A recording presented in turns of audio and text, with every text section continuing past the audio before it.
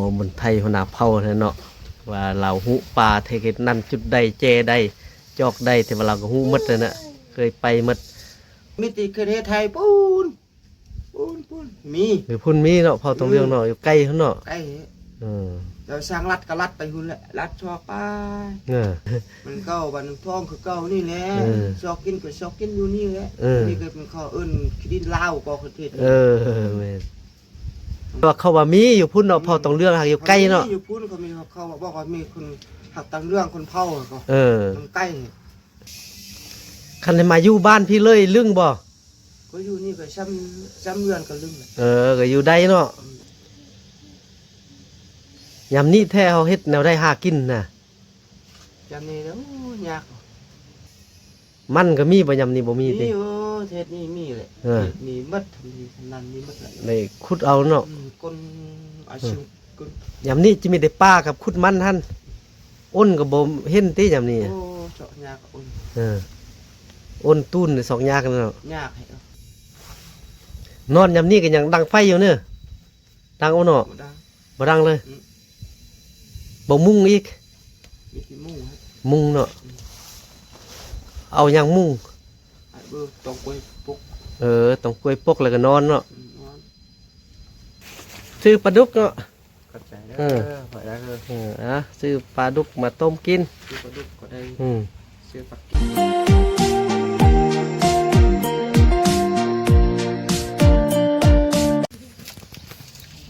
สบายดีพ่อบุญไทยอันนี้พ่อบุญไทยเลยเนาะที่ว่าเคยไปนอนป่านำกันแล้วเนาะ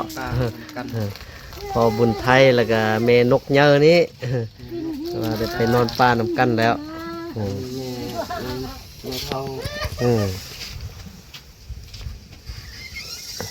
เทื่อนึงแล้วเนาะเคยไปนอนป่านำกันเทื่อนึงแหละจากน้อยฮอดยำนาวเขาไปนอนอีกเนาะยำนาวไปอีกยำนาวไปอีกไปใกล้ๆคนโอ้บันเนี่ย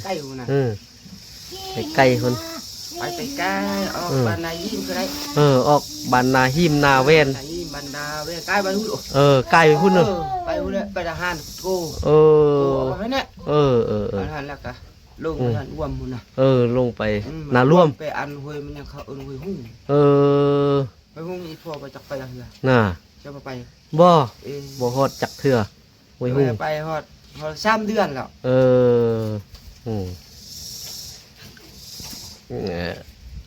พอมันไทยหัวหน้าเผ่าเนาะว่าเราหูป่าเทกนั่นจุดใดเจใดจอกใดแต่ว่าเราก็หูหมดเลยนะเคยไปหมดหดห้วยหุ่งห้วยยั่งคนเนาะทางบ้านนาร่วมเนอะทางบ้านร่วมไปทางบ้าน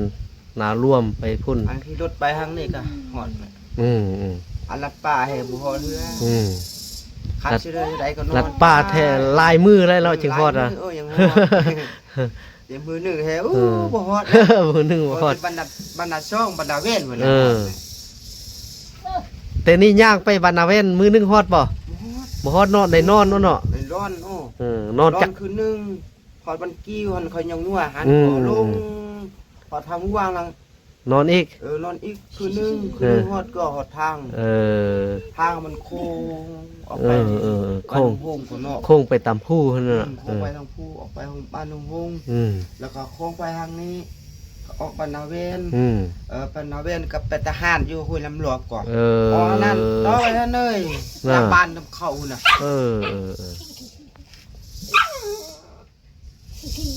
นั่นเคยลูกไป3 มือหามือหดแล้วใกล้มันนาเวนเลาะขึ้นห้วยลำช่องไปหอดอันห้วยลำช่องน้อยเลาะขึ้นห้วยลำช่องน้อยหอดปันกี้ลงไปฮะเขาทหารไก่ตึ๊บเนาะไก่เตื้อเท่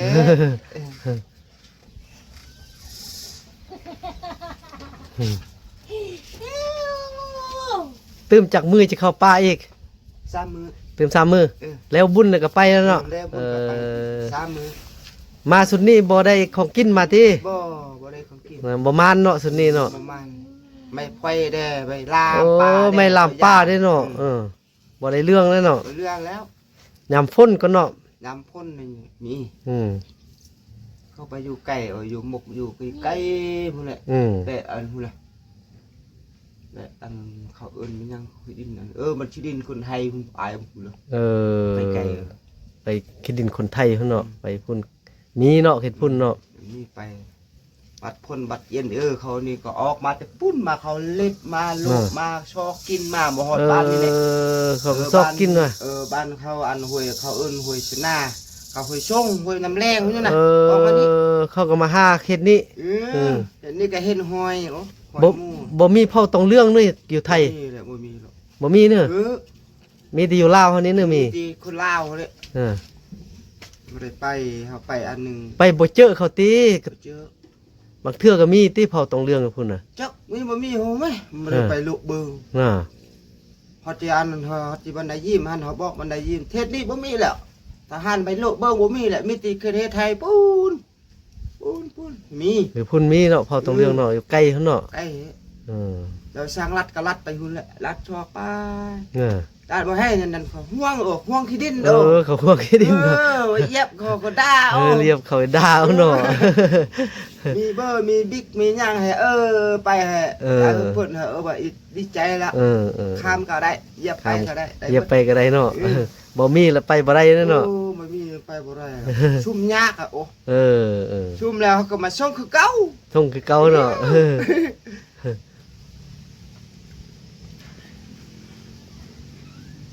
นายนายของร้อนโอ้ เออ นายของร้อนก็บ่ไปก็ เขาบ่ให้ไปเด้เนาะไปแล้วเขาก็มาส่งคือเก่าเนาะ เอามาส่งไว้บนเก่า มันเก่าบันท้องคือเก่านี่แหละชอกกินก็ชอกกินอยู่นี่แหละนี่ก็เป็นข้าวขี้ดินลาวก็ประเทศ เออแม่น ของเพิ่นมีขี้ดินเลยเป็นคนไทย เออ เราจะไปเย็บขี้ดินคนไทยหมดตำชาติแท้ได้อยู่พุ่นแหละ น่ะ ติดก็อยู่พุ่นคนก็อยู่พุ่นแหละว่าออกมาบ้านประเทศลาวว่าออกมาได้ ออกมาบ่ได้เนาะ ไปพุ่นก็เลยอยู่พุ่นเลย แต่ว่าเขาว่ามีอยู่พุ่นเนาะเผาต้องเรื่องหากอยู่ใกล้เนาะ อยู่พุ่นเขามีเขาบอกว่ามีคนหักตังเรื่องคนเผาก็ เออ มันใกล้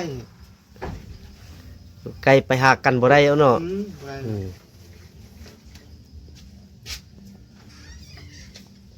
พ่อมาแล้วได้เขาไล่เขาไล่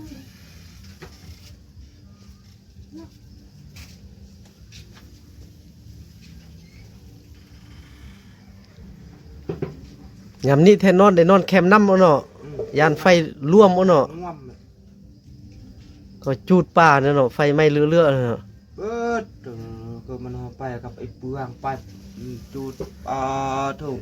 เขาตาปั๊ด ไทยบ้านเด้อเขาจูดอ่ะ จ้ะ น่ะ มันเป็นไฟป่าที่ ที่เมียน ตะกี้บ่เคยมีเนาะตะ มัน กี้ เวียนกับอันช่วงเขาจุดให้ไม่ทางข้างนั้น เขาจูดให้แล้วมันร่วมเอาเนาะ รวมไปทอดไป ลูกมาอย่างนี้ลงตกคุยปอกพูนได้ไปหอดไปหุยนาหุยน้ำชุ่มหม้อกันก่อน น่ะ หม้อติดบันกี้วันกิ้วดำนั่นแหละเขาลามคืนเลย ตะกี้บ่เคยไหม้เนาะตะกี้เนาะ กี้เห็นบ่ไหมนี่ยังมา ทีนี้เขาจูดให้เด้ทางให้หม้อจูดแล้วมันก็ร่วมหมดโอ้ ง่วงมัด อืม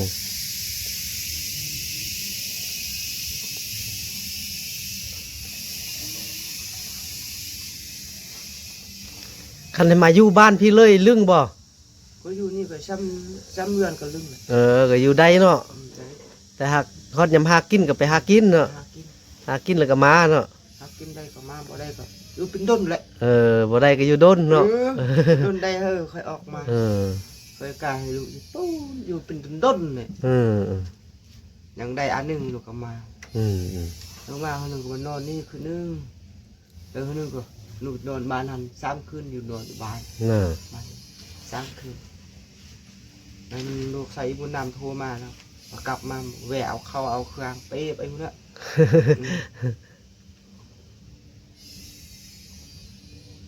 บ่ได้ใส่แห้วเลยติไฟไหม้ป่าเนาะ บ่ได้ใช้แล้วปัดมัดกูมัดแล้วปัดเมื่อแล้วน้ำแรงก่อนน้ำแรงน้ำพ่นน้ำเย็นก็ไปใช้ปะไป ยามฝนนั่นแหละได้เรื่องอยู่เนาะยามนี้แท้มันไฟไหม้ป่าเนาะ ไม่ป้าอยู่ ยามนี้แท้เฮาเฮ็ดแนวได้หากินน่ะ จำนี่แล้วยาก กินตอนเช้าตอนแรกน่ะกินมายังน่ะ จนแรงก็กินจนเช้าก็กินจนชวายก็กินแหละเป็นเห็ดปลามันกิน กินปลาเนอะมันก็มีบ่ยำนี่บ่มีติ นี่เทศนี่มีเลย เออ เทศนี่มัดทำนี่ทำนั้นนี่มัดเลย ได้ขุดเอาเนาะ คนอาชิมคนมันมีบกว่าอาติชิมคนอ่ะ เออ นี่คดินแค่ก็เป็นนี่ โอ้ยำนี่แท้คนแข้งแท้ อายุเข้มน้ำให้คดินอ่อนเด้ เออ ก็เฮาคนเลยหัวหนึ่ง3หัว4หัวกินก็บ่หมด ดินลายมือเนาะ กินหลายมื้ออย่างหมดอาจุอันจุบักคำน้อยกับจุดำแม่อีมีนี่คนสิ3หัว5หัวกินหมดมันจนช่วยจนแรงเลยแรงก็บ่กินไปอีก ไปซอกอีกเออ บักคำน้อยมันกินจุ โอ้เดี๋ยวตุ้ยเด้เราอ่ะผู้ตุ้ยเด้ผู้อ้วนเด้ ด้วยคนอ้วน กินดุโอ้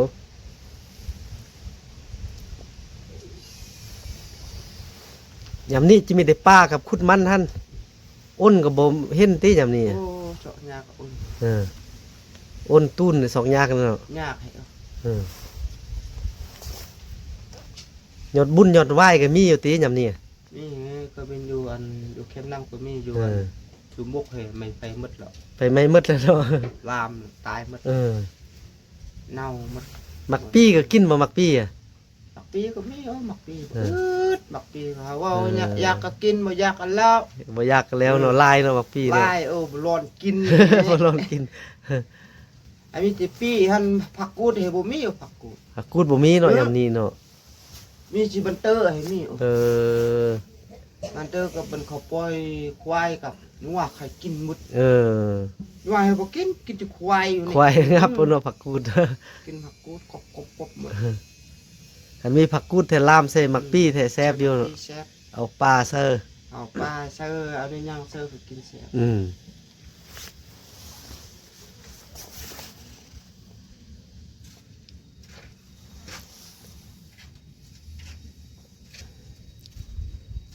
ติ๊กอยู่นอนดี นอนยำนี้ก็ยังดังไฟอยู่เนอะดังเอาเนาะ บ่ได้ บ่ดังเลยบ่มุงอีก มีที่มุ้งครับ มุงเนาะเอายังมุง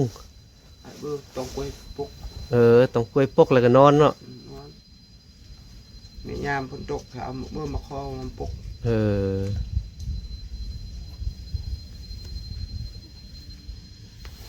ยำนี้ถ้าบ่ดังไฟก็ได้ แต่ว่าห่มก็ห่มผ้าห่มมาเนาะผ้าห่มน้อยห่มซะ พอห่มน้อยห่ม หมอจะแจ้งพี่จังไดห่มเนาะ มาแจ้งเลย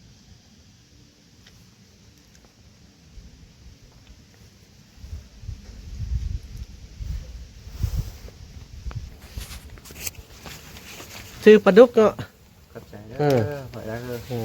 ซื้อปลาดุกมาต้มกิน ซื้อปลาดุกก็ได้ซื้อปลากิด นี่อันพอบุญไทยเนาะที่ว่าหัวหน้าเผ่าต้องเรื่องเนาะทุกคนแต่ว่าสุดแล้วก็ได้ไปนอนป่านำกันเทื่อนึงเลยเนาะมื้อหน้าก็จะไปนอนตื้มเนาะ คือหน้าก็ไปนอนจุ มื้อนี้แต่ว่าคลิปนี้ถือว่าจบเพียงเท่านี้ก็เนาะมื้อหน้าจึงค่อยเจอกันใหม่เอาบ๊ายบาย สบายดี เออ